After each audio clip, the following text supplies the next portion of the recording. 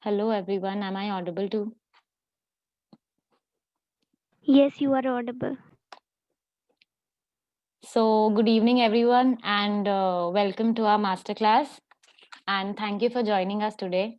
I am Farha and I am your host for this webinar session. Now, before we start this session, let me state some ground rules for you. Please make sure that your mics are muted and your camera is on. There will be a question and answer session at the end of this presentation. So, all of you mute yourself throughout this session, and at the end of it, the speaker will answer all your queries. We'll really appreciate if you guys are seated in a quiet room, free from any kind of disturbances. In few weeks, we will say goodbye to this crazy 2020 that we had, and we all are expecting the coming new year to full of positivity and optimism and enthusiasm, aren't we? At Suslence Research, we believe that we are dedicated to giving you tons of tools and tips, productivity secrets, different kinds of resources that will help you to end this year on a high note and start your coming year with a positive and set yourself on a great journey ahead. Also, we are introducing a certified employability professional program, a platform that focuses on developing some of the most in demand skills in young graduates these days. For example, problem solving, self management, decision making, self beliefs, etc., etc., that the industries are desperately looking in for. Also, giving you some hand on experiences in some of the life projects, along with providing you mentorship services that will help all of these young graduates to choose the right career fit for yourself. Now, you must be thinking that this program, do you really need this program, or I do really need this program, or we should go for it, we should not go for it, why is it needed? These questions are very basic questions, but let me just state some of the facts so that you will feel that this program, how this program is really needed in this generation. India's unemployment rate rises 9.1% every week. India's skill report suggests that 46.2% of students are employable, and also 80% of the engineers are not fit for any job.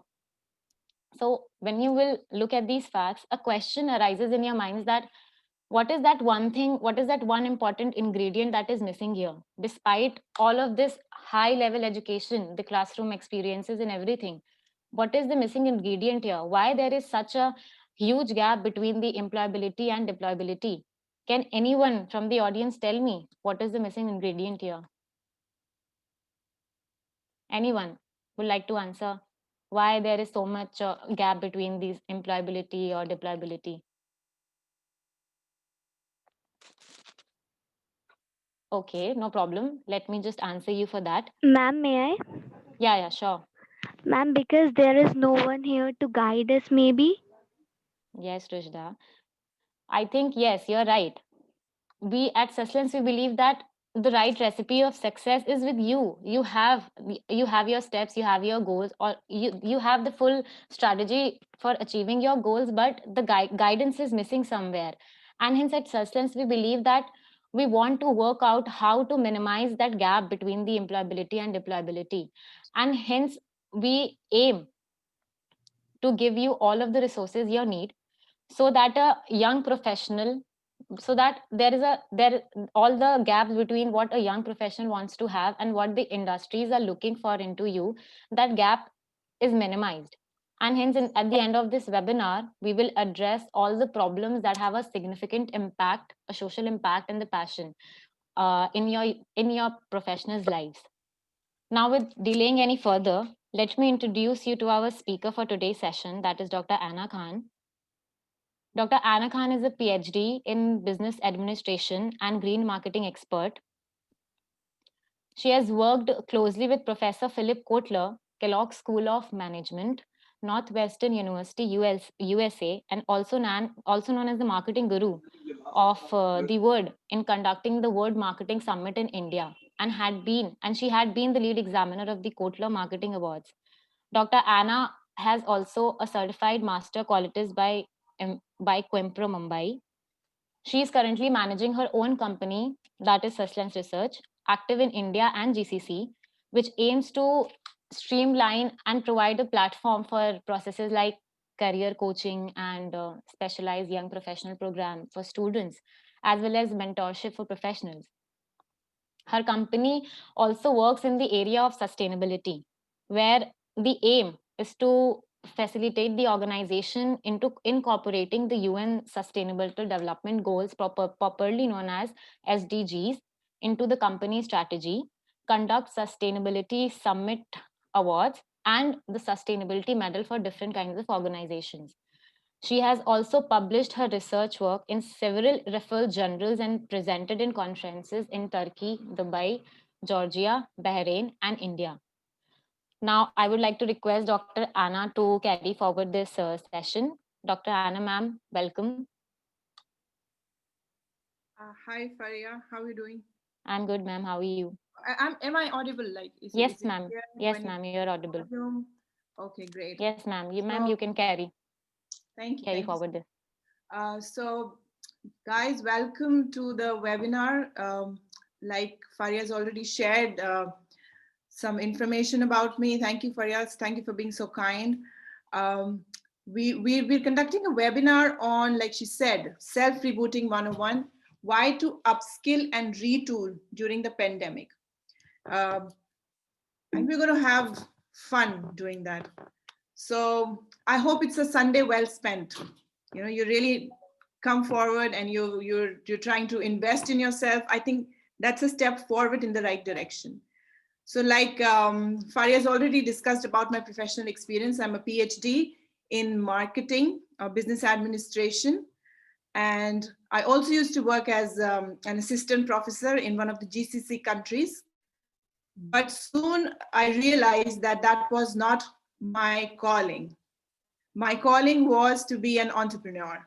I wanted to, it wasn't challenging enough for me.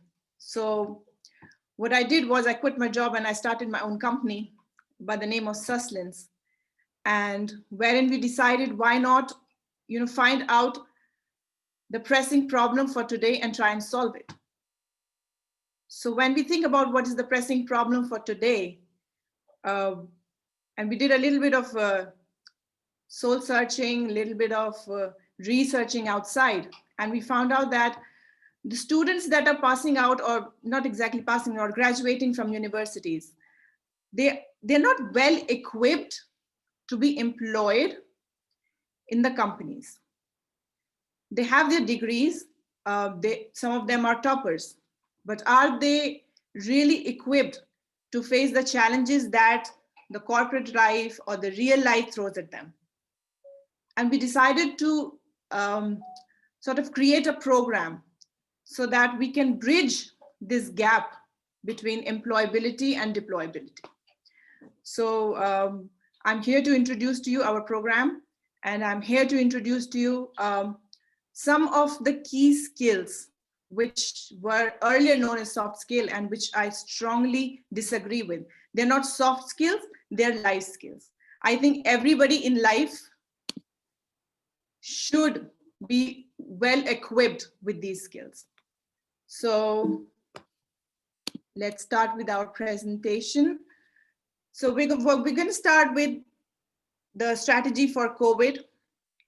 What is fear, the Indian scenario, the change management cycle, and the ICEBERG model. We're going to be discussing about new skills that the young professionals are going to need after the pandemic. We're going to be seeing or throwing some light on, we're going to be understanding some I am strategy for the pandemic. And then definitely in the end, we're going to wind up with success habits, goal setting, time management, and the first model. So let's get started. So guys, can you tell me who led the digital transformation in your lives that you're seeing today? Was it your university? Was it your administration? Was it the IT manager in your university or your company? Or what was it COVID-19? Who really started the digital transformation? Can I have an answer? You can answer in the chat box as well, so that I know. So that's a two-way communication. I'm just keeping you engaged. You know, I don't want to be just a one-way flow of information where you're not even involved in it? Can somebody please answer me? You can write in the chat box.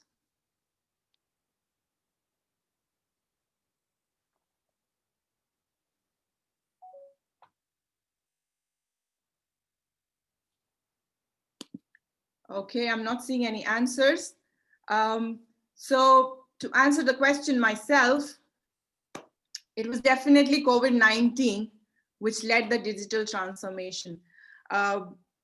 We were never in a lockdown. We were never working from home. It was a distant dream. You know, companies, we used to hear of some few companies who were involved in, who were really trying to practice work from home culture. But it was COVID-19 actually, which led to the digital transformation. And it's right from, you know, your office to your university to your schools, everything is being done from home.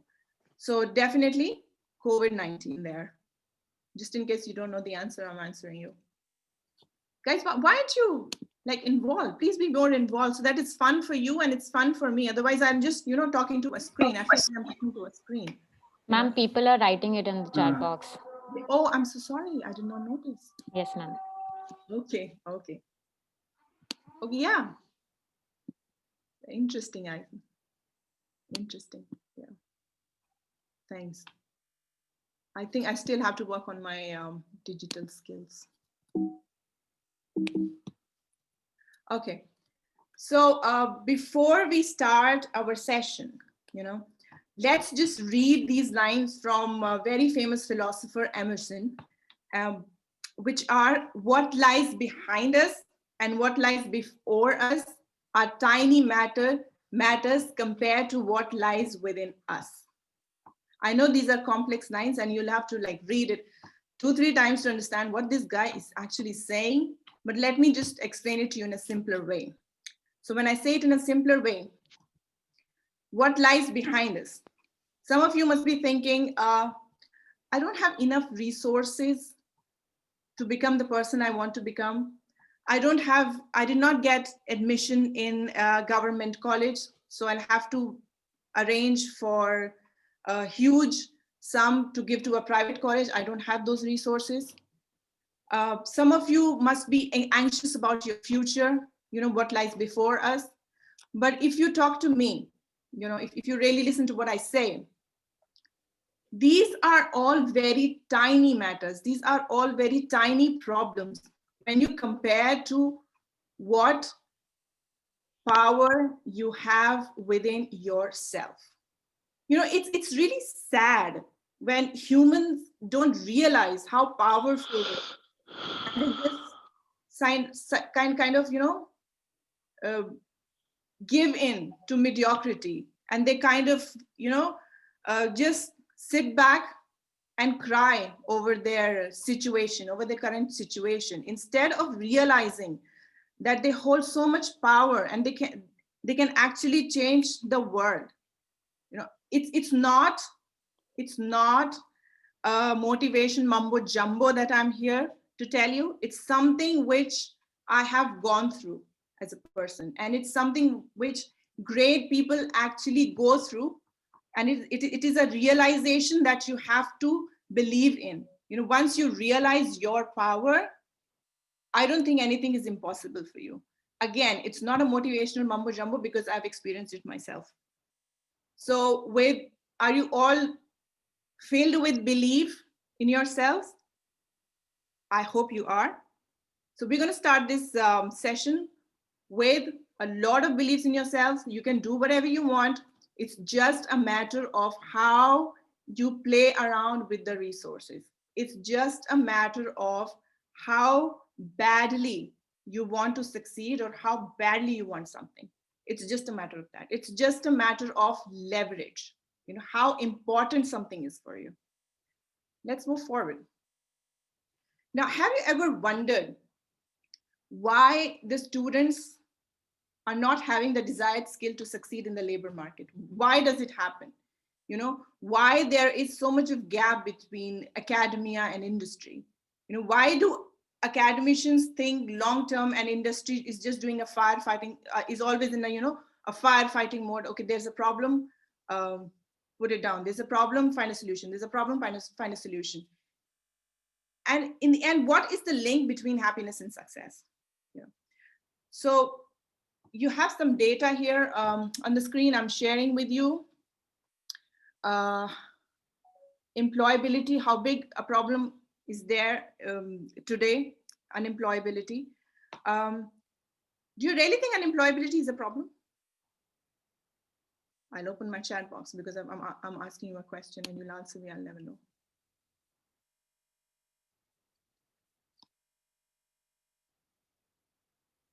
Do you guys believe in unemployability as a problem?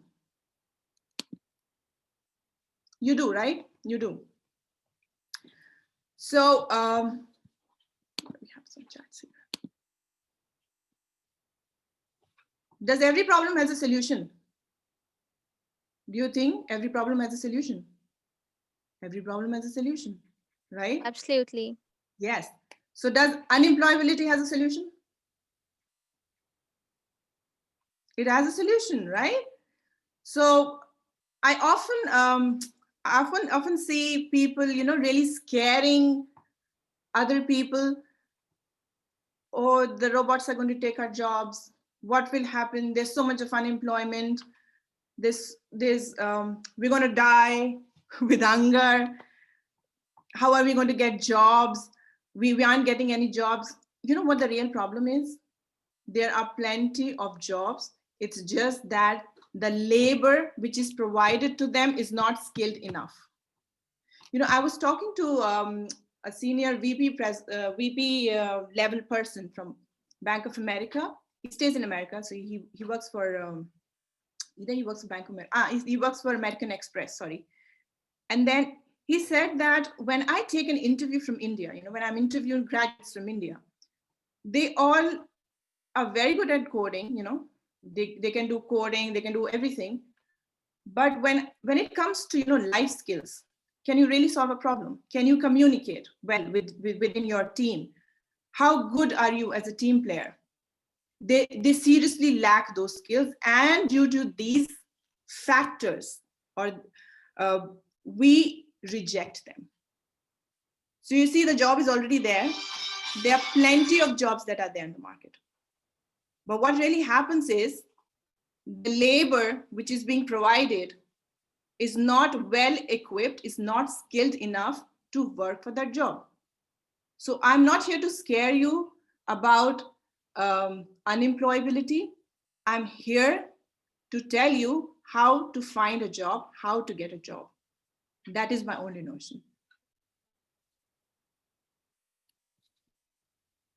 Now moving further, again, some scary statistics there. 39% of employers says there is skill shortage. If you look at this, only 12% of current engineering graduates are employable. 36% employers reported lack of skills, sluggish placements. 58% of India graduates have some degree of employability. They lack formal on-job exposure. So you see, there's a trend. When I give you this survey, there's a trend, and the trend is that the labor is not skillful enough. It's not a problem of job. It's a problem of, the labor not being skillful enough to be employed for that job. Now, many of you can argue and are going to argue that, ma'am, there are a lot of people who have lost their job during the pandemic, and there are lots of companies who have cut down on jobs. What do you have to say about them? Well, to them, there are good times, there are bad times. Yeah. There are going to be jobs created in the market again. If there's going to be a job loss, next 2-3 years, there's going to be a job gain. People are going to start, companies are going to start hiring, people are going to get the jobs. But are you ready to compete in that market? You have this ample time to upskill yourself, to become an employable employee, someone who the employer cannot reject. I was reading the NASSCOM report today, and it said that there is a shortage of around 7 0.78 million IT professionals in India. And this report was made in 2020. So much of shortage. So what really is the problem? The problem is that the graduates are not employable. It's not a problem of job. Jobs are there, it's just that you're not employable. So what can you do for that? How do you become employable? Right? So the scenario, if I tell you, is something like this. You come out from the college with a degree, you have an engineering degree, you have an MBA degree, you have a bachelor's degree, and you want to get employed in an industry, but you don't get employed because of lack of certain skills, right? See, when we talk about our parents' era or a grandparents' era, getting a job was easy back then. You know, you did not require skills that are required today, right? Because the world is changing every day. The world at the time of your parents is not the same the world that you are facing now. They never faced a pandemic during their college days. You are the one who's facing pandemic during your college days or your job searching days. So when the world is changing, you have to change. It's as simple as adapt or perish. Okay? Are you getting my point? Yeah. So if you're not going to change, you're gradually going to decay. You're gradually going to die, you know. So what does the industry want? Industry wants fresh recruits which are employable but not deployable. You know, this is what the industry is saying. You know, they are fresh recruits who are employable, they have the degree, but they're not deployable. You know, they lack certain skills. You know, that edge, that X factor is missing. You know, they lack skills for data-driven decision making. Now, a lot of graduates that I see, they lack in decision-making skills. You know, when you're in a company, when you're working for a corporate, you are expected to take decisions. You cannot just stand there and expect your teacher to come and make a decision for you. They lack self-confidence for the on-job problem solving. They lack life skills at work, how to communicate, how to communicate with the team. And the reason why I'm smiling is because I have a very good example in mind. You know, when I was doing my MBA, we had this, in fact, not even MBA. We were preparing for MBA. I don't know how many of you have done an MBA or doing an MBA. So what you do for the preparation of MBA is that you take GD classes, you know, group discussion classes. You know, you go through those sessions because that's one of your criteria for examination. You know, you have to go through a personal interview and a group discussion. So we used to have these GD classes back then. I'm talking about 2007. Yeah, 2007. So what happened was there was a big group of people, and there were boys and there were girls. There was one boy, and our teacher, she gave us some kind of general knowledge notes. I don't know, they were some kind of notes. I don't exactly remember what they were. And there was this boy in my class. I picked up the notes and he started snatching it from me. Like I was zapped, you know, why is this guy snatching the notes from my hands? And we had a big fight. I fought with him because I just could not take some just random guy coming and snatching my notes from my hands without even saying anything.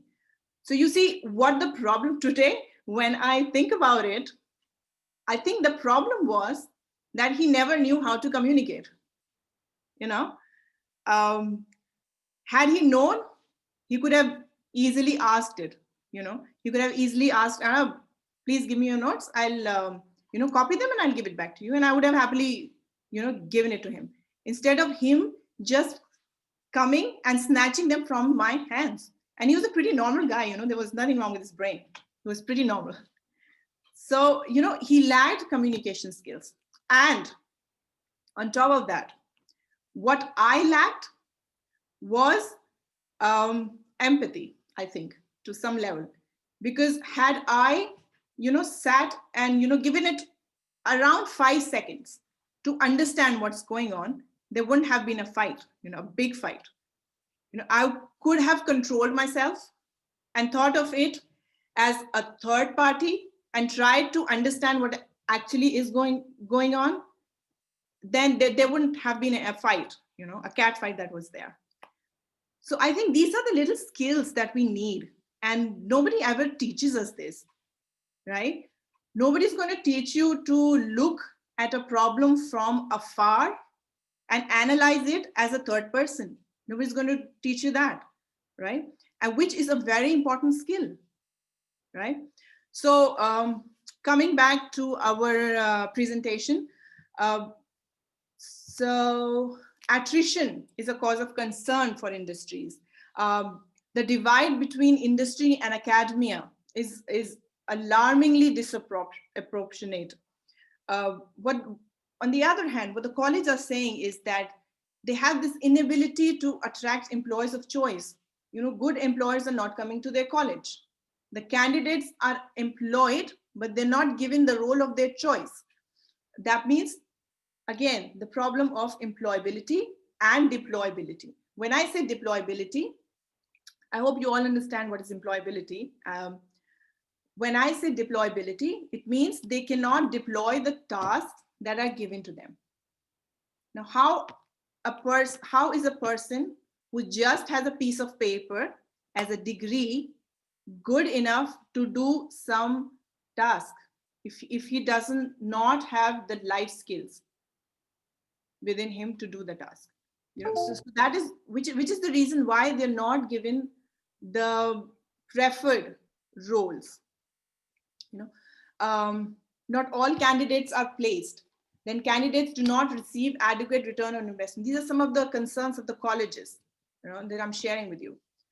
A little more data I'll share with you regarding the Indian labor market is that 28% of the jobs require more than a diploma education, 56% of the jobs require more training, and 65% of job openings in India will require post-secondary education or training through not necessarily a 4-year degree. So, there is an increase in the demand for skilled labor. Again, skilled labor, right? Only or mere having a degree today is not going to promise you a job. You need to upgrade yourself. And how are you going to do that? So what you do is that how do you retain things? This is a model for learning that I'm sharing with you. So when you read, you retain 10% of what you read. When you listen to something, like when you listen to your teacher, you're retaining 20%. When you view images, you're retaining 30%.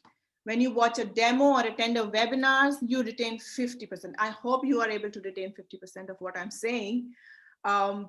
Similarly, the percentage is 70% of what you interact and 90% of what you apply. So application-based learning teaches you the most. So you're going to learn the most on your job. So what happens is, I hear a lot of times when students say that we're not from a very good college, and when we face an interview, we are scared that somebody from an IIT or somebody from a premier college will know more than us. So to that, my answer is, he knows as much as you do. If you are really serious with your studying, if you're really clear in your basic concepts, he's as clear as you are.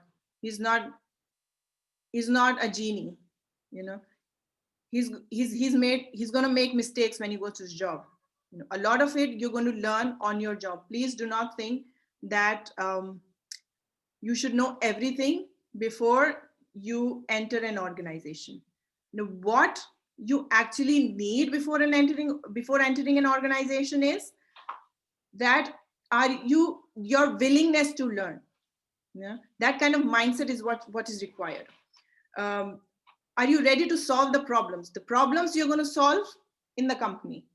But where are you going to get the mindset? You need to have a mindset before joining the job. You need to have a strategy for problem solving before you join the job, right?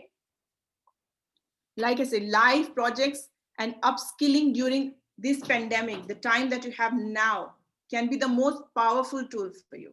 As we know that most people learn best by actually doing. Now, if you look at this small graph, that sort of a thing that I've given in the end, 70% learning happens on your job, 20% through your mentors and peers, and 10% of your formal degree that you have in your hand. So actually, you should actually believe that you don't know anything. If you've done an MBA, please do not think that you know everything about management. If you've done an engineering, please do not think that you know everything about machines, because you don't. You're going to be faced with a very different set of problems when you go on the job. But are you ready to face those problems, or are you ready to bog down by them? Is your choice. It's all depends on you. You know, what kind of framework do you want to go in when you start doing your job? Now, very, very famous quote that is very relevant to these times is, tough people last, tough times don't. Or is it tough times don't last, tough people do? So similarly, it applies to all of us so very well. We have to be tough enough, because we know this pandemic is already ending. You know, we'll soon have the vaccines, and we'll come out of it, inshallah. And we are resilient people. We've shown our resilience through living through this pandemic, you know, and we're tough people. So are we ready to take on the new challenges that we're going to get after, that we're going to face after this pandemic is over? So do you guys know anything about the success cycle? How success actually works?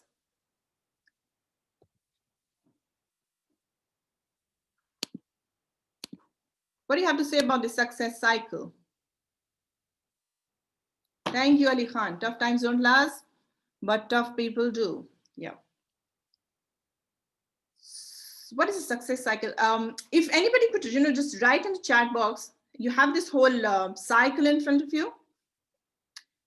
Where do we start? What is the number one, stage one in this cycle? Can you tell me? What is the stage one? Belief. Rasa Jamal says belief. Another answer, belief. Really, is it belief? Thought. Okay. Thought, yeah, thought. Okay, so you guys are intelligent enough. Congratulations to you. The right answer is belief. You know, the amount of belief you have in yourself is going to determine the potential that you're going to tap in, which is according to which you're going to take the action, and according to which you're going to get the results. I also have an answer as desire.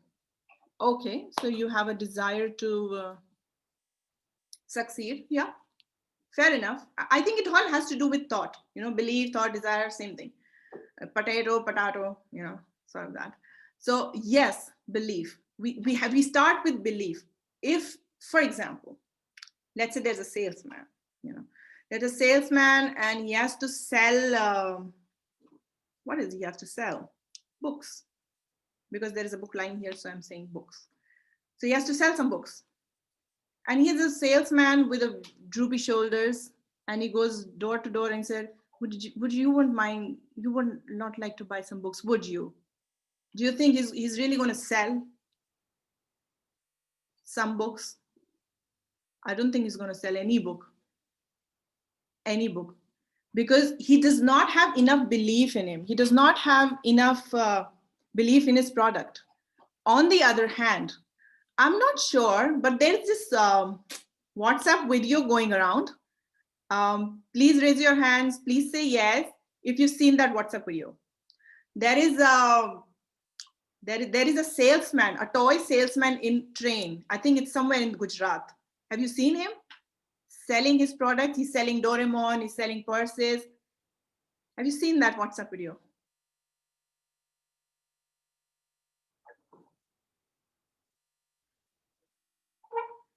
I'm sure it will come around and you'll get to see him. But the way he's selling his product in a train, it's amazing.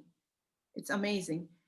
It's somewhere in Gujarat, and the way he's selling Doraemon, the way he's selling those small toys, the way he's selling those small purses, people are just going crazy. People are taking his videos. That is the kind of belief you need to have in your product. That is the kind of effort you need to put in your job if you want to master it. So if you have the right belief, if your belief is high about your potential, you're going to tap in a lot more potential, you're going to tap in a lot more action, and you're going to get massive results. So it all starts with belief. If you start your day with, I cannot be a winner in my class, my lecture, my subject, you will never be. You will never be. It all starts with belief. Belief, potential, action, and results. Yeah, pretty interesting, right? So I also do exercise for this, but since it's a webinar, had it been face to face, I would have done this belief exercise with you, but just I really feel sad I'm not able to do it because, okay. So we have the belief. Now we come to our careers. See, you all want to make your careers because you want to earn money. Is that true? You all want to earn money, right? Let me go to my chat box. Wow, everybody wants to earn money. So many yeses. So should your motive actually be earning money? Money is very important. It's very important. I am all for money. We are all here for money. We are all working hard for money. Money is very important. But should our focus be on money? No. Your focus should be on being the best in your field. Because if you're the best in your field, you don't have to run after money. It is going to run after you. I'm sure you must have heard this before, but this is actually true. When you don't run after money and you run after excellence, money is going to run after you. So if you look at J.K. Rowling, if you look at Picasso, all these great people we remember, they did not have this money-making business in their minds when they were doing their art. But look at how rich J.K. Rowling is. Look at how rich Sylvester Stallone is. I don't know if you know Sylvester Stallone's story, Rambo. Have you seen the movie Rambo? I don't know if the millennials have seen it or not. Have you seen the movie Rambo? Yes. Okay. So do you know the story of this actor Sylvester Stallone? He has a very interesting story. So if you look at him, he doesn't speak very well. He doesn't articulate his words very well. His mouth is a little tilted. Yeah. So Google him. Google Sylvester Stallone and Google his story, and you'll come to know that how many times he was rejected for this movie Rocky. Rocky was his first movie that he did. He had written the movie, and he wanted to act in it, but all the Hollywood directors, they rejected. They said, we're going to buy the script from you. You've written a wonderful story, but we cannot cast you because you're not star quality.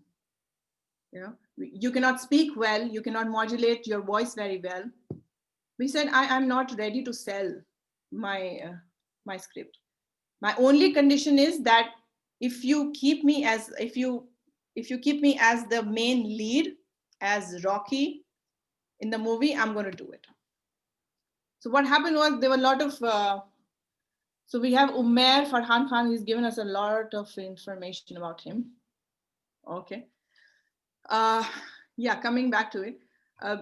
he did not got bogged down by the offers that he was made.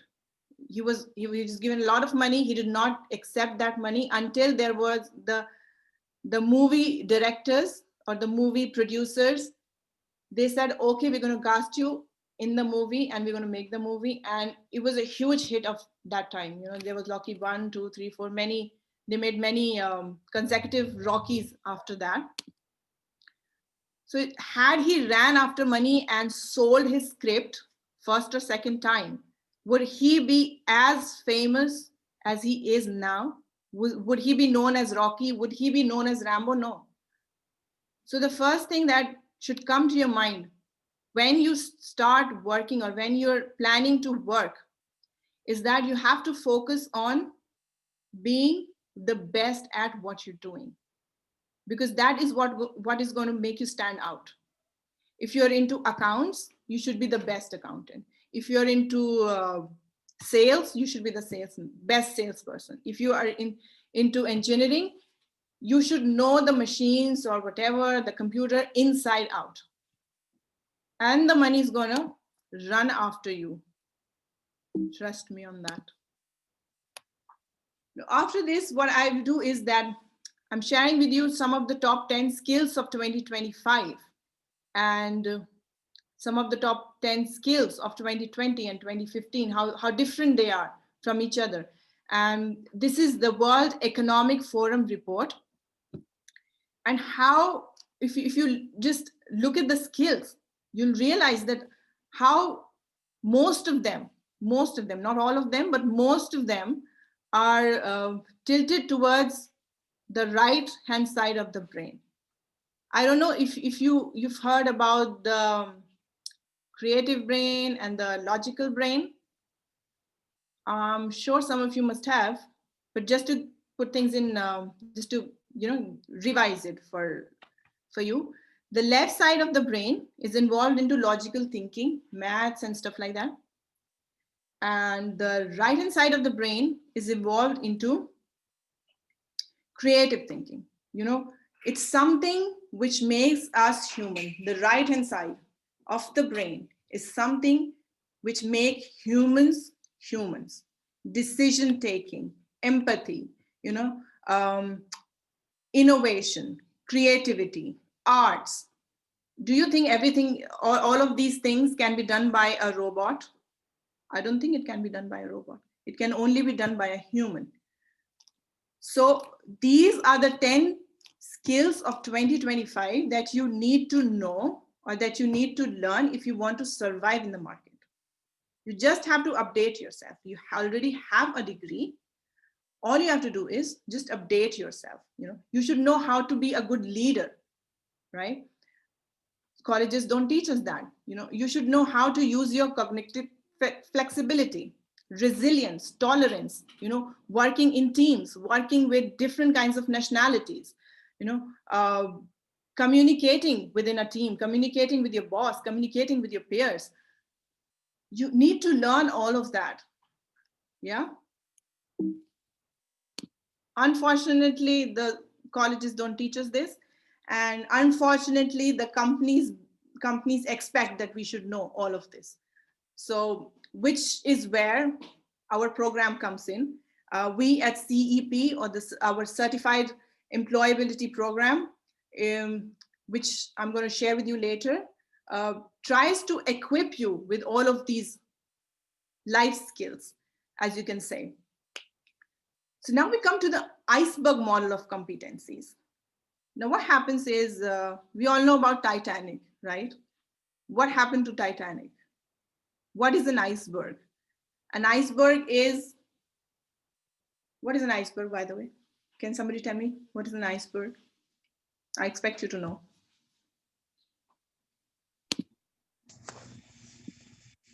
Hidden talent. Sorry? Talent. The hidden talent. Hidden which talent? you cannot see. Yeah, that you cannot see. Like iceberg, what you said, give the example of iceberg. You can see the ice which is in the above the sea level, but you do not know what is underneath of the sea, which is much larger than what you can see. Exactly. Now, iceberg is something where a majority of the where the majority of the portion you cannot see, you know. So what happens is your personality can be put as an iceberg. You know, you can say that your personality in some way, or my personality, or all of our personalities in some way, it's similar to an iceberg. What we see on the above the water is knowledge and skills, and what we don't see is the social role. What is the self-image? What is our self-image? What traits do I have? What are my motives? You know, and it's easier to change your knowledge and your skills. You can do it with a degree, or you can get enrolled in a program. But what is harder to change is your social role, you know, your attitude, your self-worth, and why you behave in a certain way when you do, what drives you. Now, these are the kinds of things which are harder to change, and these are the kind of things that you will need to work on if you want to be a fulfilled professional, you know, if you want a fulfilling career. Now, these are the harder to change the things.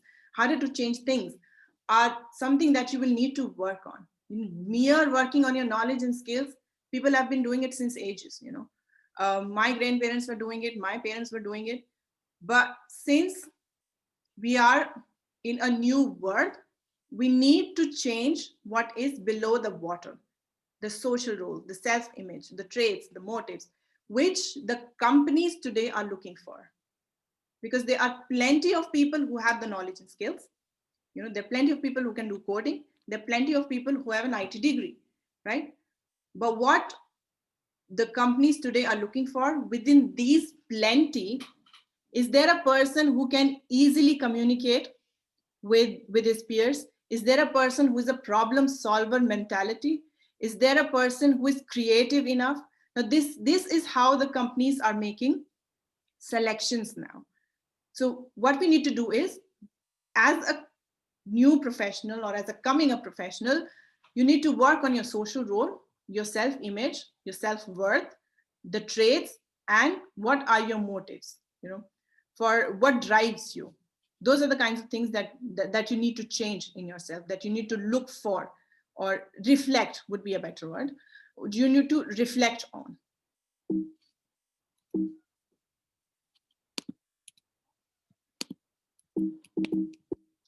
And my presentation is stuck. Oh, sorry.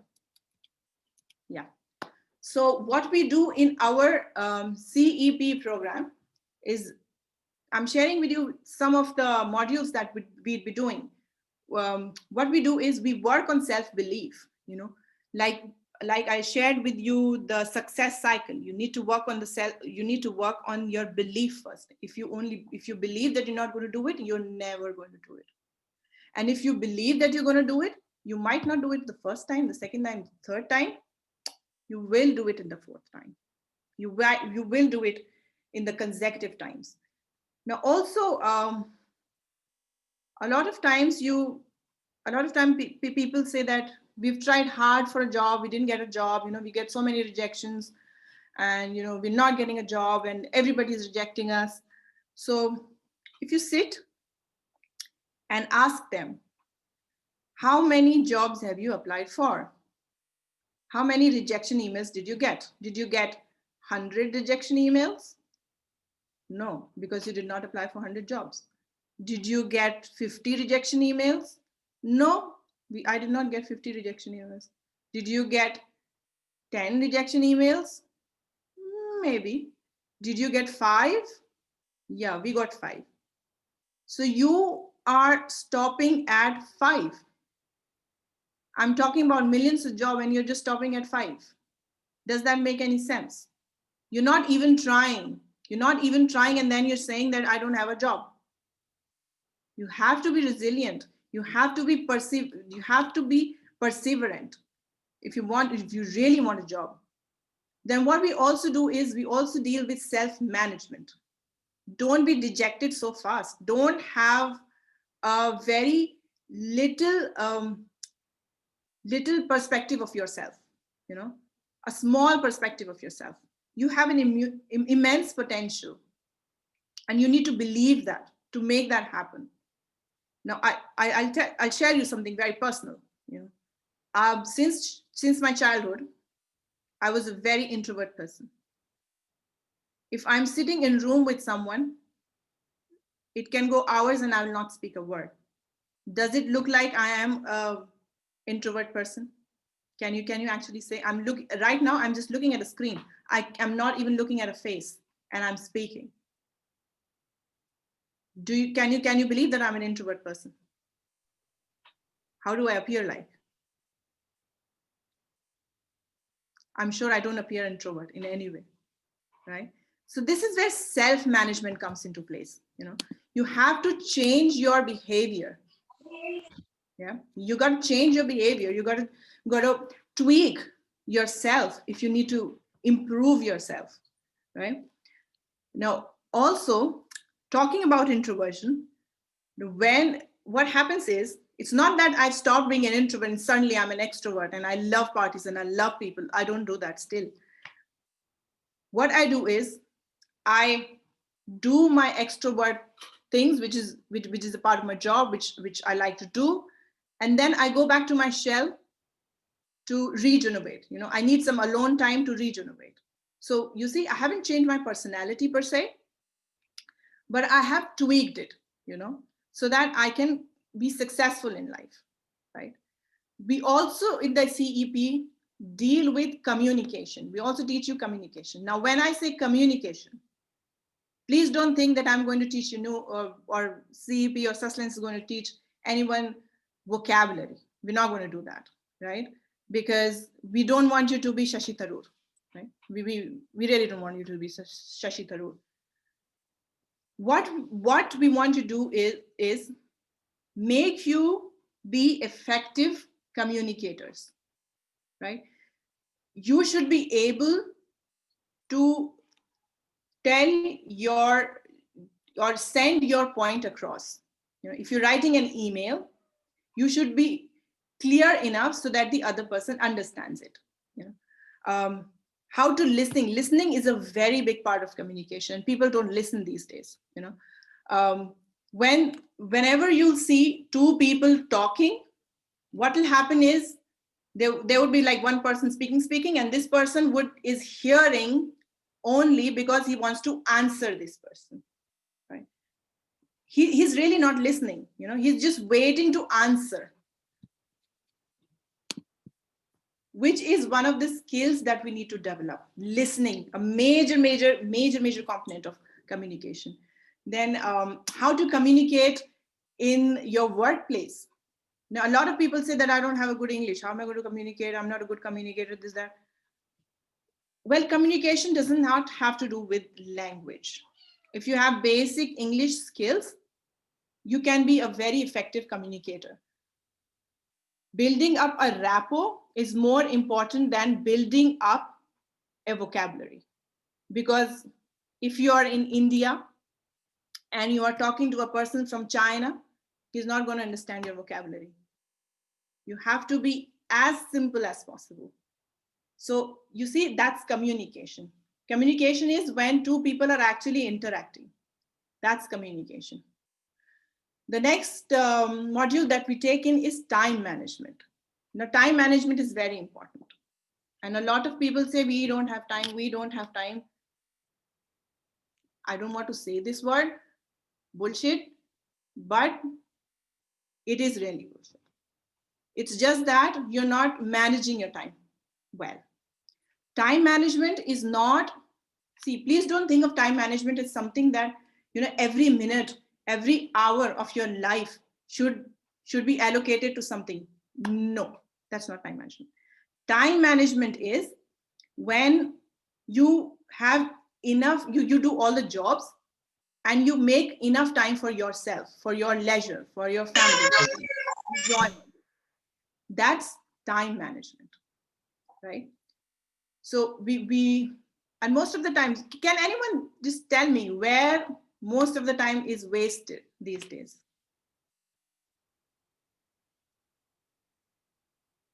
Social platforms, social media. Exactly.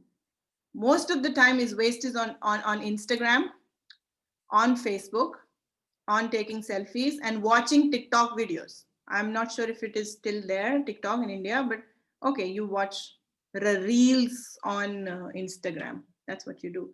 So most of the time is wasted there. I share a personal experience. My personal experience, I was addicted. It was like around 4 to 5 years back. I was addicted to Facebook. It was always there, always there, always there, always. And one day I realized, in fact, I was made to realize by my husband that, you're addicted to Facebook. You really need to stop. And that is when I realized, I wasn't really ready to accept that I was addicted to Facebook. But when you ponder over it, but when I thought over it, I really was, So what I did was I deleted it from my phone. And till date, I don't have it on my phone, and there's so much time saved, so much time saved. I cannot tell you how much time I've saved by deleting Facebook from my phone. Now, what I need to do next is I have to delete Instagram. I really have to. And hopefully today, tomorrow, I am going to delete Instagram from my phone, because it's taking a lot of my time, and I think I'm getting addicted. Anyways, coming to problem solving, we also deal with something known as problem solving. We tell you steps on how to deal with a problem. We tell you how to collaborate and how to perform in a team, how to be a team player. We tell you how to deal with emotional intelligence. What is emotional intelligence? People are generally, what is emotional quotient? People generally focus on the IQ. But I think more than IQ, it's emotional intelligence, it's empathy, it's passion, it's understanding the other person, which is more important, An intelligent person who does not have compassion, who cannot understand the problem of others, who cannot go well or gel well in a team, I think he's worthless. He can go and, sit with his high IQ anywhere he wants, because obviously he's not allowed with people. The people are not going to like him. And if people are not going to like you, if you cannot understand other people's emotion, because that's what we are, that's what makes us humans, then you are as good as a machine. Go sit with the robots, right? Now, what I'll do is that, as an example, I can take one of the modules, like I've prepared like problem solving. How can you solve a problem? What are the steps that you can follow if you need to solve a problem? What is problem solving? A glimpse of what we do in our certified employability or our CEP program. So I'm going to share a glimpse with you here. So the first thing that you need to realize, or you need to know, is that life is full of challenges. You cannot, hold your magic wand. You cannot just wave your magic wand and expect the problems to vanish. They're not going to be there. They're a part of life. This is what makes you alive. If you look at the ECG curve, the one that records your heartbeat, it's always like this.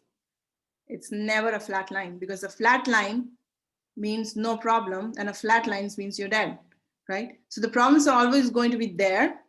And also what you have to realize is that you cannot fix all the problems in the world. But what you can actually do is you can know how to face those problems. That is why, and that is where the problem solving skills come into picture. So if you don't have a good boss, if you have a bad boss, what can you do about it? Are you going to hit him? Can you throw him out of the job? Of course you cannot do that. That problem you cannot fix. But what you can do is that you can face him. You can be equipped with skills like building a rapport, empathy, and face that problem whose name is your boss, right? I hope I'm making sense here. Please tell me that you follow whatever I'm trying to say here. Raise a hand, write in the chat box. Does it make sense to you? Okay, great. Great, great, great, great, great. Cool.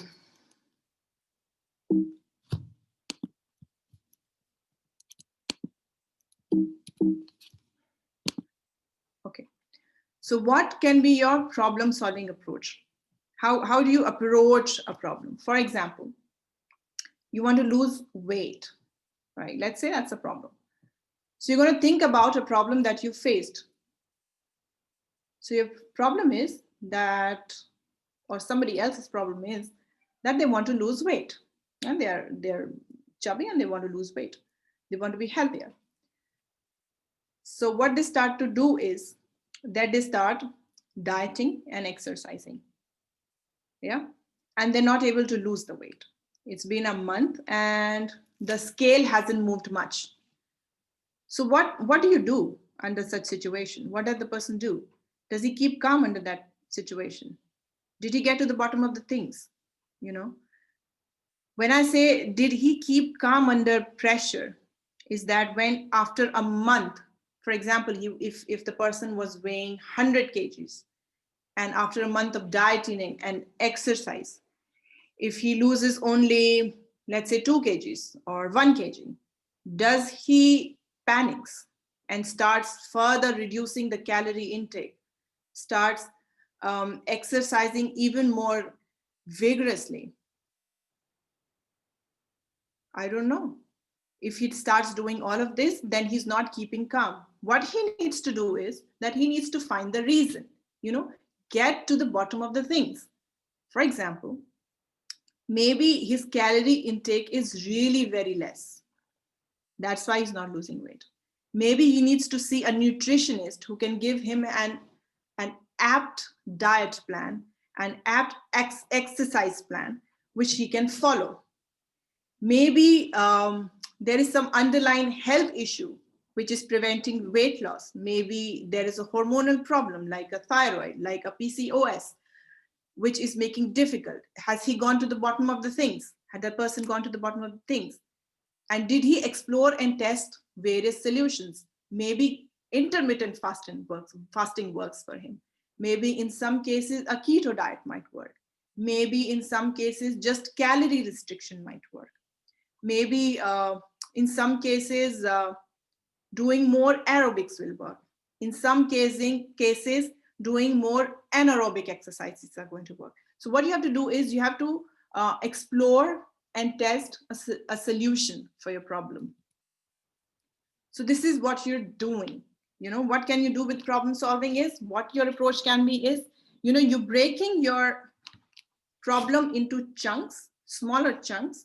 Then you're going to tell yourself there's always a way forward. Make a plan, a diet plan, an exercise plan. Then make choices based on what's really going on. Maybe you need a keto diet. Maybe intermittent fasting works for you because there is more insulin in the body. So in that cases, a calorie restriction might not be as effective as intermittent fasting. Then prove to yourself you're ready to try. Be ready to follow the diet plan, be ready to follow the exercise plan. Just go ahead with your solution. So this is just a glimpse of the problem solving approach that we deal with. Of course, we do it in much rigorous or in a much more expanded manner. But this was just an example for you. So as a student, what can be your problem solving approach? How do you prepare in advance for exams? How do you get more organized? Do you work best alone or in a group? Like for me personally, when I was a student, I was terrible at group studies. I can work alone. I'm best when people leave me alone and I'm studying alone in my room. Whereas my husband is performs best when he does group studies. So you have to find that out for yourself. Now, how can you stay positive and motivated? Now, what motivates you? Maybe listening to music during studies motivates you. Maybe just the thought that you're going to get a medal, you can get a medal, a merit medal, makes you positive and motivated. So these are some of the problem solving approaches that you can apply if you're a student. Now, if you're somebody who's working, now you'll have to think about what's working and what's not working. There might be some approaches which might work with your boss if you have a horrible boss. And there might be some approaches that might be working. So you need to find out what works well. Now you have to pin down the possible causes of the problem. What was causing this problem? Was it your behavior that sort of annoyed your boss? Or was it the behavior of the whole team? Or maybe he was just having a bad day, maybe something happening at home. You never know. So take careful action and then study the results. Now, these are some of the problem solving approaches that you can follow if you're dealing with work problems. Now, these are the small practice problem solving things that you can do, like working out in a gym. It teaches you self-discipline. It teaches you how to lift heavy weights. That's a problem-solving solution approach. Sorry, fixing your cars or fixing your own mobile phones. You're actually solving a problem. DIY projects at home, that is do-it-yourself projects at home, like painting your house. Maybe there's a wall in your house and you paint it. That's a problem-solving approach. Video games and whodunit TV shows. Whodunit TV shows are suspense thrillers, where you are on the edge of your seat and thinking who's done the murder, who's the murderer. So these are some of the little small practice approaches towards problem solving. You have to start your journey and you have to take the first step. If you really want to come out as a professional who gives his 100% to who gives his 100% and is a star. If you really want to be a star, you have to act like a star. What you see is just people winning Oscars. What you don't see is how many hours they have put in to win that Oscar.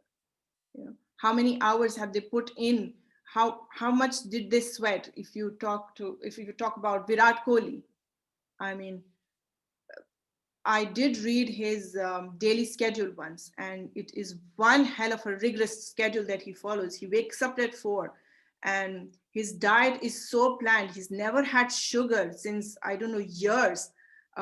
He sticks to healthy diet, healthy lifestyle, healthy exercise. He practices a lot. So if you really want to be one of the star, you have to start acting like a star. You have to start you have to start believing that you're a star and putting in that effort. If you want to be like Ratan Tata, probably you'll have to start working like him right now. He's a man with endless energy, and he's always working and he's always looking for new challenges, even at this age, even when people say that he's retired and all. So if you want to be a Ratan Tata, you have to act like a Ratan Tata. It's just, the first step is the most difficult step. So the choice is yours. What step are you really ready to take that first step? The choice is really yours. Now, just to take a break, do you guys know about innovation and creativity? Do you know what is innovation? And do you think it is one of the skills that we should have as new professionals? Innovation. Can anyone tell me what is innovation?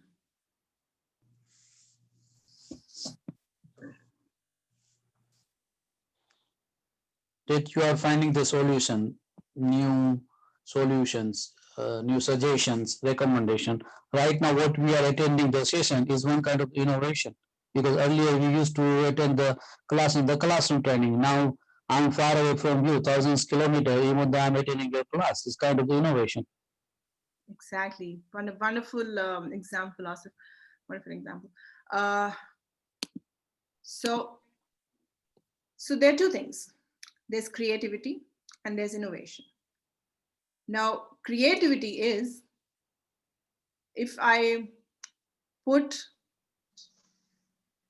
this pencil here, it would be creativity. It would be a new way to put a pencil. But is it really a viable solution? It's not. Putting it in a pencil box or a pencil case is something which is, I saw something. yeah, something viable. Want to show you, please? That's called innovation. Can you please mute your mic, or if you're trying to say something, please. Okay.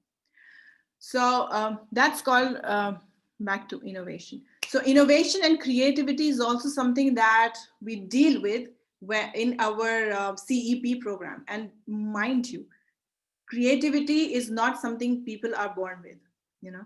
Oh, she's a born creative genius. No.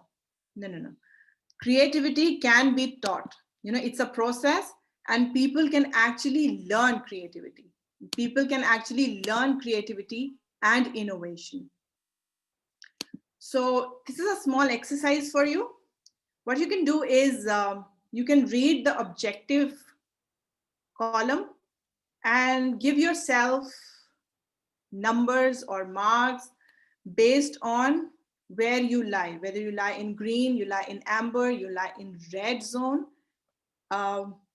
Take some time to reflect, and I'm going to be sharing the results with you after like 5 minutes. So you guys have 5 minutes to assess yourself, how innovative you are, and whether you should really learn innovation, or you're already pretty innovative. And then where we can put the marks, whatever we select. You don't have to show it to me. If you have a piece of paper or maybe in your mobile phone, it's just for your own reflection. It's not for me. So what you have to do is read the objective column, right? And allocate yourself marks wherever you fall. And when you do the total, in the next slide, I'll share you where you lie.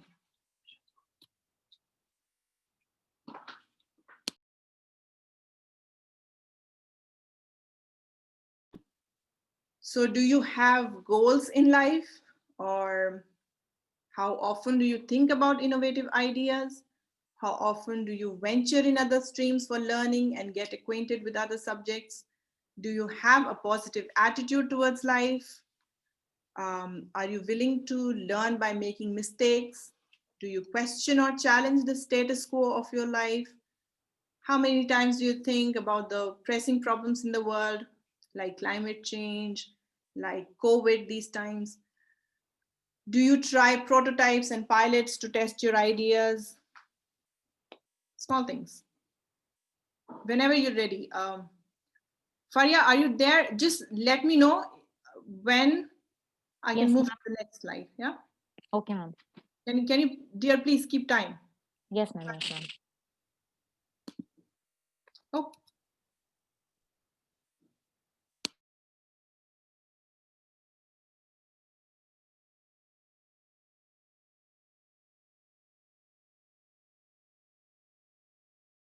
When I say, do you have goals in life?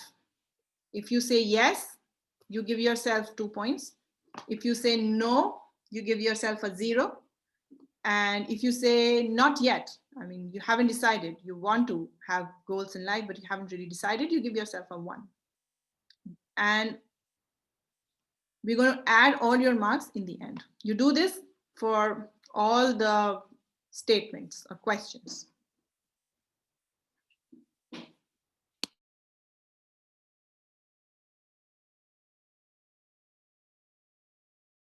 Ma'am, everybody is writing in the chat box their score.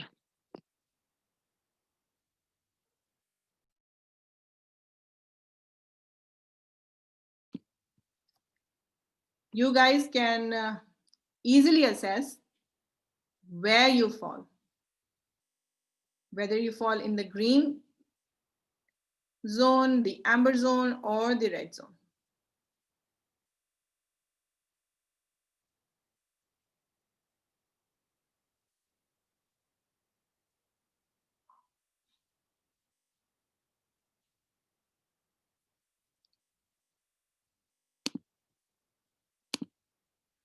Now, without wasting further time, well, there are people who are scoring 14. Wow, that's great.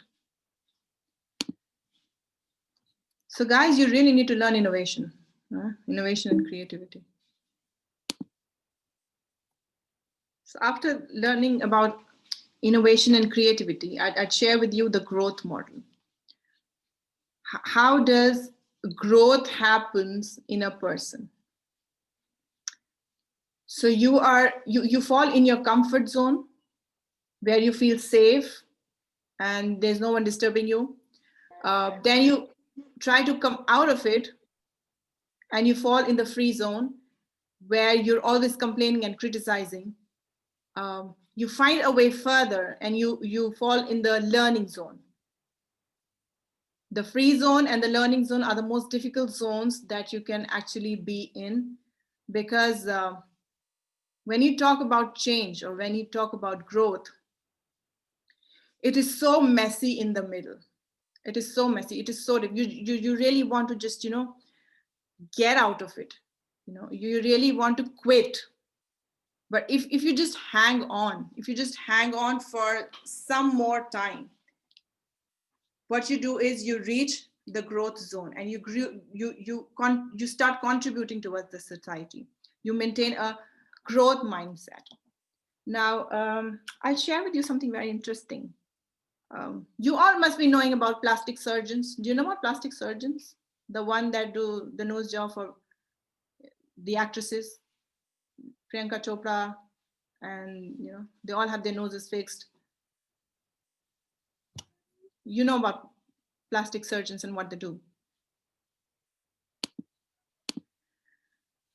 So the ideal beauty ratio is not exactly ratio. If you measure this zone, it should be 2 mm. And the difference between a beautiful face and a not so beautiful face is just 2 mm, 2 millimeters. Beautiful to not beautiful. That's just 2 mm. So a very famous plastic surgeon in LA, what he does is he says, I just fix that 2 millimeters and the person becomes beautiful. Similarly, when you feel that you should just quit, you should just leave it, you cannot take it any longer, just remember it's just 2 mm. The distance towards the beautiful life, towards the life you desire, towards the career that you desire is just 2 mm, 2 millimeters. Just hang in there. And to all the boys, and in fact even the girls who watch cricket, there is a slight, very slight, almost you can say it's just a 2 mm difference between a sixer and a catch by a wicketkeeper or a slip. Is it or is it not? To all the people who watch cricket.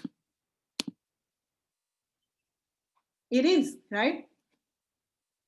So it's just a difference of 2 mm. So whenever you feel like quitting, whenever you feel demotivated, always remember it's just 2 mm more. You just have to hang in there for just 2 millimeters, right? I hope you can do that. I am now. Do you know that our words, how important our words are towards our destiny? How important is our self-talk, the way we talk to ourselves? How important it is in shaping our destiny? Do you have any idea?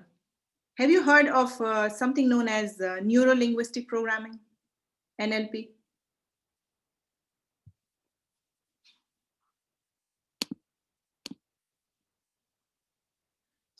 So there are some people who have heard of neuro-linguistic programming. Okay. So what neuro-linguistic programming is, it actually teaches you the kind of words that you should associate with yourself. I am not beautiful. I am not intelligent. I am not this, not that, not that, not that, not that. And it becomes a belief. It becomes a belief. When you're constantly telling yourself something, I am not, I am not, I am not, I'm not, I'm not, it becomes a belief. And we have shared in the success cycle, if you remember, the success cycle starts with what? It starts with belief. Belief. Exactly. It starts with belief. So when you have shrinked your belief about yourself so much, are you going to tap your potential? You might be having tons and tons of potential. Are you actually going to tap? You're only going to tap 500 grams of potential. And if you tap only 500 grams of potential, are you going to give in massive action for that? How much action are you going to put in?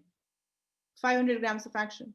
If you're going to put in 500 grams of action, are you going to get massive results, or are you going to get tiny results? Of course, you're going to get tiny results.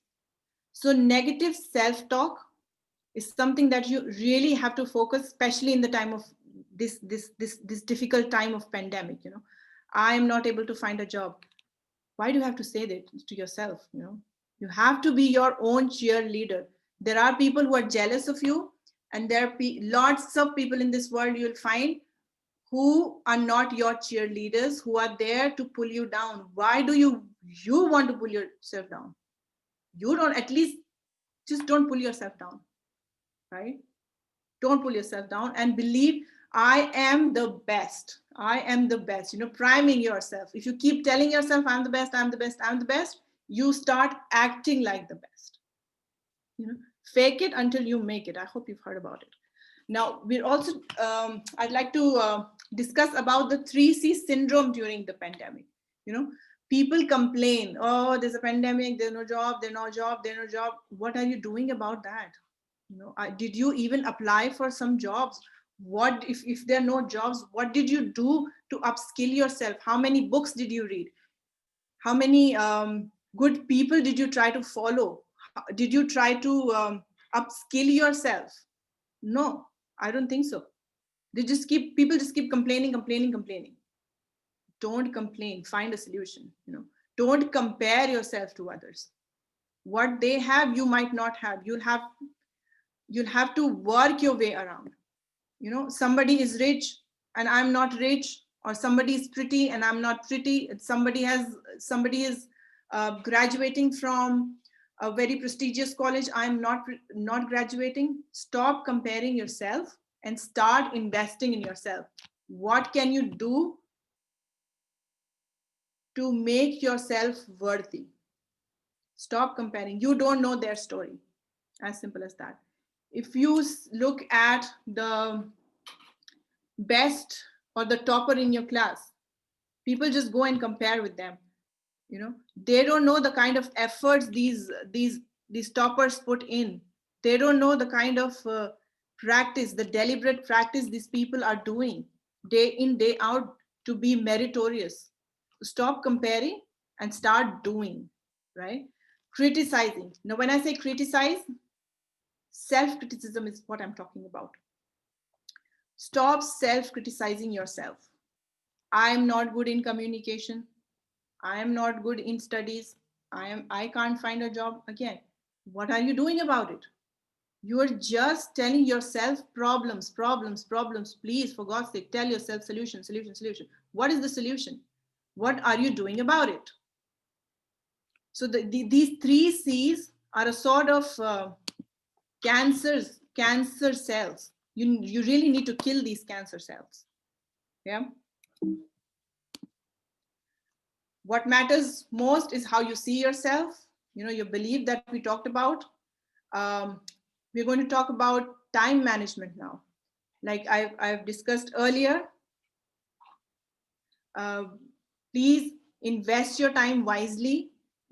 If you join CEP, we're going to be discussing more in detail how to manage time, how to set goals. We're going to be discussing, if you join CEP, how do you do goal setting, because that's something which is not taught in schools and which is very important. Do you have a goal in life, and is your goal measurable? Something which you cannot measure, you cannot manage.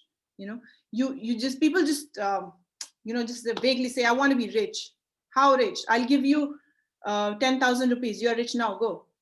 Do you want 10,000 rupees rich? No, you need to have, I want to be rich by 10 lakh rupees in 5 years. You need to have goals. You need to have goals which are measurable, which are specific.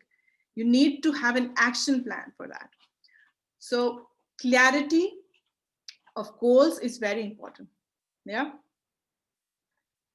Now, how to deal with negative emotions? How are you dealing with all the negativity that is around you? There's so much negativity these days. There are no jobs. We are not well equipped, and the robots are taking away our jobs. That's not happening. That will not happen. Jobs are going to be there. It's just that you have to upskill yourself. You have to learn new skills. You have to polish yourself, let's say. You have to polish yourself, and you will find a job. There are plenty of jobs in the market. If there are people on the planet, there are going to be jobs in the market. Please remember that. The jobs are not going anywhere. Even for moving the robot who's taking your job, you need a human. Even to make that robot, you need a human, right? With the concluding thoughts, I leave you here. Whatever you think you can do or cannot do, you're probably right. Tough times don't last, tough people do. The best thing about future is that it comes one day at a time. And the serenity prayer. Lord, please grant me the serenity to accept the things I cannot change. You cannot change the pandemic. The courage to change the things I can. You can definitely change yourself. You need to be courageous enough to change yourself, and the wisdom to know the difference. Instead of criticizing the pandemic, what you can do is you can upskill yourself, you can change yourself, you can upgrade yourself. I hope that you enjoyed and you learned something. You are going away with some pearls from this webinar, and please feel free to ask any questions, because I think we are running short of time. Yeah. Yes, ma'am. Thank you so much, ma'am, for having us on this enlightening session. Guys, you are free to ask any questions if you want regarding the program or the webinar. Or if you have mic issues, you guys can just write it in the chat box. That would be fine. I can read it. How many companies see this in interview as it is hidden at the time by the student and shows something else? Ankit, what I understand from your question is this, that does a student come to know that the companies are looking for these things? Is it what you're trying to say? This is what I believe you're trying to say. Please say yes. Yes, okay. Yes, ma'am. Okay. So Ankit, the companies are always, please, whenever you enter an interview room, please believe that the companies are always trying to judge you on these things. There might be two people, both of them with the same degree, with the same marks, but one of them gets the job. Why? Because the company has judged them on these life skills criteria. You can talk to a person and you can realize what their mindset is. The HR people who come for recruitment, they can very easily, judge from the interview questions how smart the person is. It's not just your degree and just not your marks. You need to be really, really smart at life skills. You need to know the life skills. I hope that answers the question. Yes, ma'am, got it. Thank you. Okay.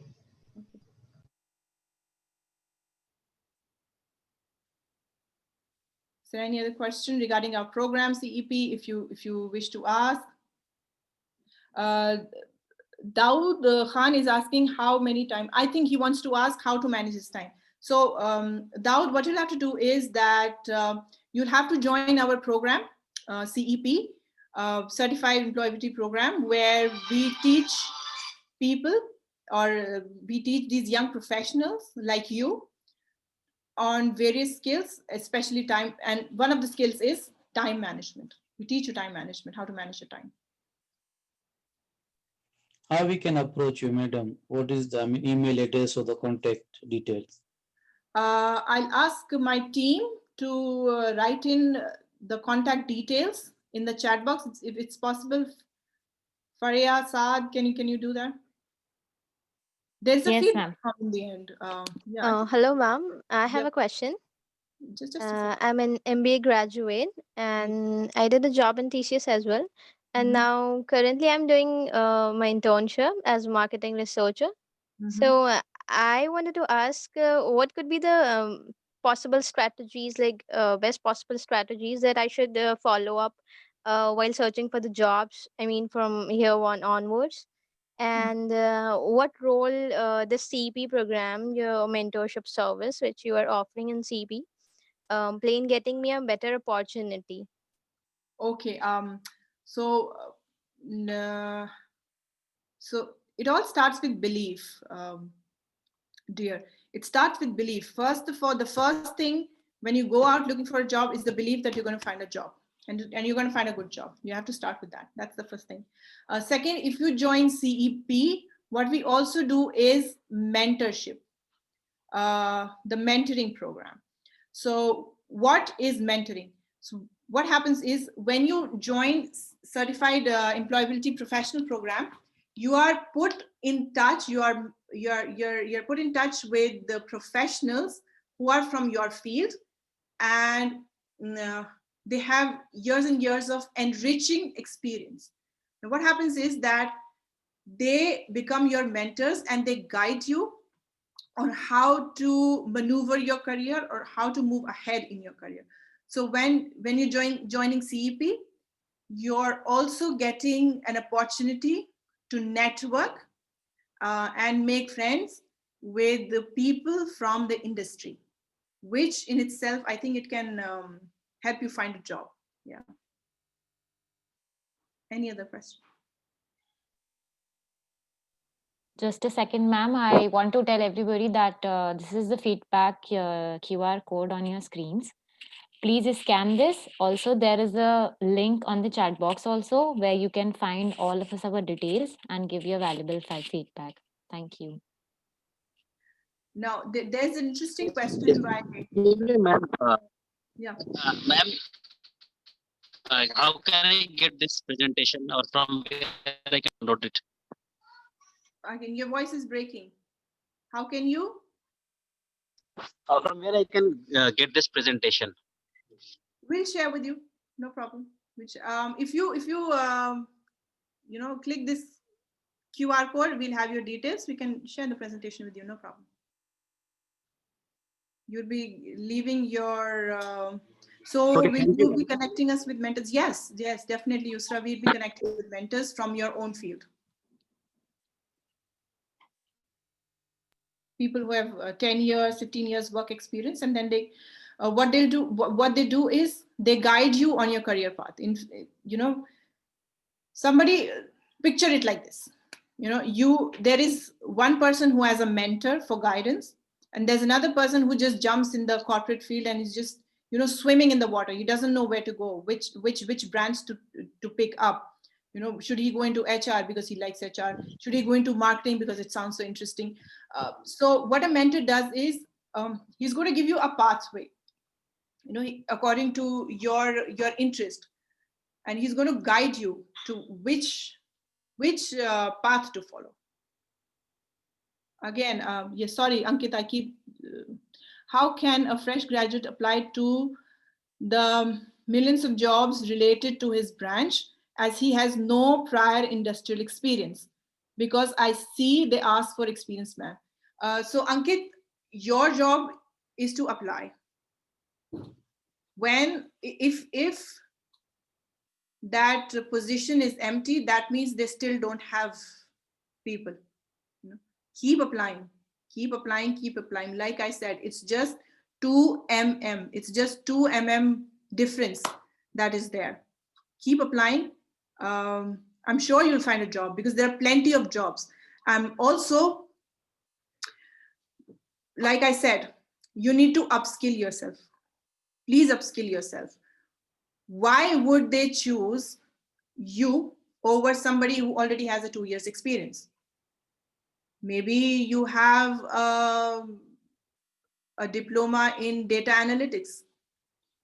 Maybe you have a diploma in problem solving. I don't know, it could be anything. How you present yourself in the interviews, how you convince yourself to the interviewers is very, very important. You know, it's an important skill and you should learn it.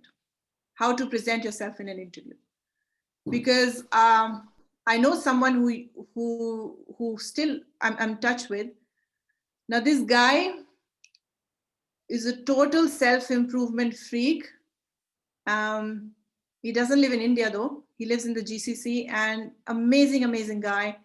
A fresher in finance, and he's got a job in marketing because he realized that his calling was marketing. And the requirement for that job was 5 years or 8 years of experience. I think 8 years of experience. And he was a fresher and he got the job. And do you know why he got the job? Because he told me this. He applied for hundreds of jobs. He literally did apply for hundreds of jobs. One. I don't know if he can hopefully one day get in touch and, you know, he can guide you guys. He applied for hundreds of jobs. 2, he invested himself fearlessly. I mean, I haven't seen anyone investing in themselves as I've seen him. Day in, day out, he was obsessed with it, you know, investing in himself. When I say investing in himself, it doesn't mean investing money in himself. He was all for upgrading his personality, you know, from TED Talks to various conferences, whichever he can for free or whichever he can, you know, he never used to take money from his parents though. Let me just make it clear. If any one of you says that, okay, maybe he was rich or something, no. So this is the kind of, what do you say, motivation, or this is the kind of resilience that you have to show if you're searching for a job. Yeah, I hope that answers the question. So hang in there, invest in yourself, because someday the employer is going to see that, and they're going to hire you. Thank you, ma'am. Got it. Thank you, ma'am. Okay. Hello, ma'am. I have a question. Yeah. If I register for the CP program and complete it, will I get any edge over my competitors in future interviews? Like, what will be the outcomes of this program in the real corporate world? Of course, you definitely get an edge. You know, like I said, picture this.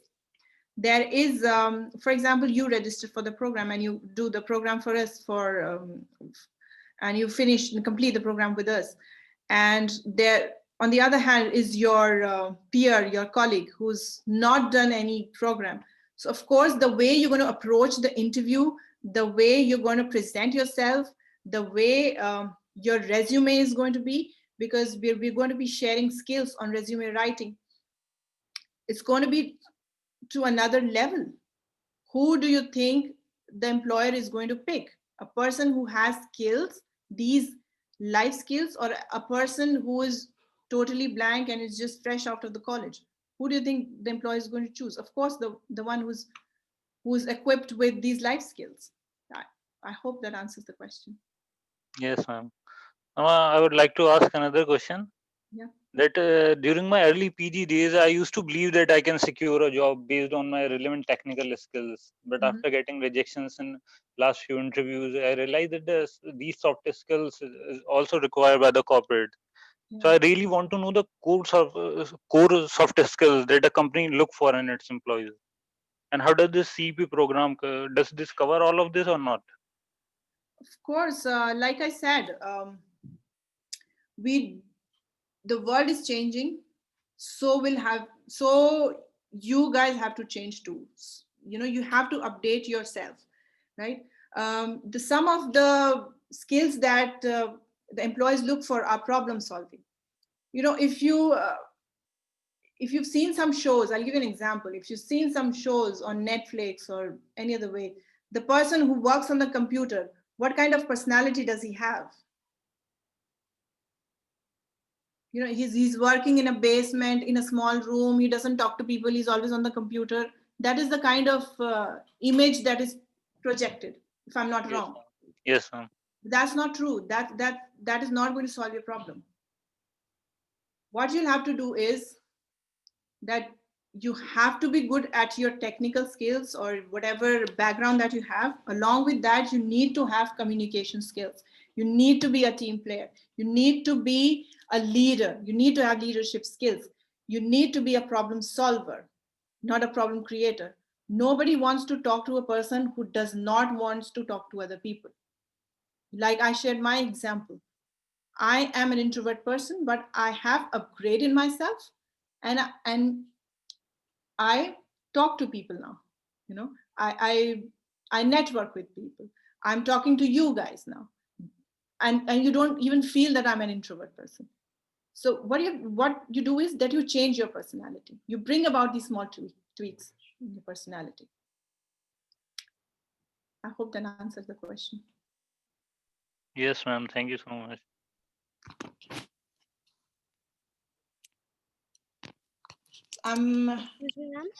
Yeah. Ma'am, I have a question. Ma'am, I am pursuing MBA and this is my last semester, and now I'll be looking for jobs. The fact that in interviews we have lots of applicants, right? So if I join this program, how it will help me in getting selected and standing out from other applicants? Like I've already discussed, once again, see, we are going to teach you, or we are going to discuss with you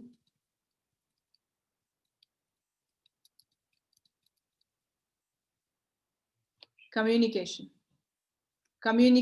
self-management, time management. Of course, when you know all of these topics, you are a better personality than the person who doesn't have any idea what these things are. The way you will communicate, the way your personality radiates these changes in you is definitely going to be picked up by the employer, and he's going to I want to share with you mentorship. Right? There's one of our programs, it's called mentorship, and that's also part of CEP. When you join CEP, what you also do, what we also do for you is that you will be put in touch with a mentor. For example, like you said that you are from the management field, right? Yes, ma'am. Yeah. So what we'll do is we'll make you get in touch with one of the managers in a big company, and he's going to guide you on your career planning. He's going to clarify the career path that you have to follow, how you should present yourself in interviews, what are the kind of skills that companies are looking for. So that's one key points that I missed out on, but I think mentorship, you're going to benefit from mentorship a lot. Yeah. Okay, Any- ma'am. Thank you. Any other question, or we just let's leave it here.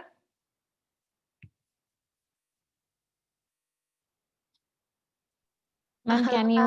Before wrapping up, I wanted to ask, is there anything that you can tell us about the positivity mantra that we should follow up this post-COVID-19 pandemic? The only positive mantra is self-belief. Self-belief, hang in there. Tough times don't last, tough people do. Just keep repeating this to yourself. Okay, sure. Thank you. Thank you so much. Thank you. So I guess we should wrap up. And thank you for joining us. Thank you for listening to listening about our CEP program. If you have any queries, I think the Google Forms have been shared in the chat. Please fill those up, and we'll get in touch with you. Thank you for joining. Thank you, ma'am, and thank you, ma'am. everyone. Thank you. Guys, don't forget to give your valuable feedback. The link Thank is you, in the ma'am. chat box. Thank you, ma'am, for a wonderful presentation. Thank you.